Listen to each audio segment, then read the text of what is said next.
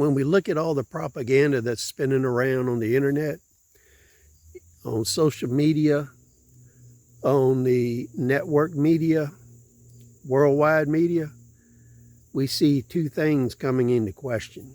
One is the barbarity of killing women and children, and the barbarity of killing babies. Now, I think there isn't anybody that really disagrees with the fact that babies should not be killed. Now, when we come to women and children, there's a lot of consideration that nobody thinks about. Now, in ancient times and in modern times, and in many small armies, we find that a substantial number of combatants are women and children, unfortunately. So when we look at wars in Africa, the Middle East, Asia,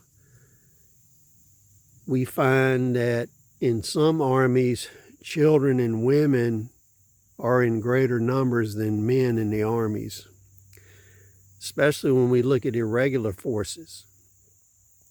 So the real determination about killing women and children is whether they are a combatant. So for instance, in Vietnam, in some areas, 50% of the Viet Cong were women. They took up arms and they fought. So they became a legitimate military target versus a woman that was not engaged in military conduct. That would not be a legitimate target. Now you look at Somalia and the actions there, General Aidid had no problem using child soldiers. So in the field, Aidid had some soldiers as young as 9 years old.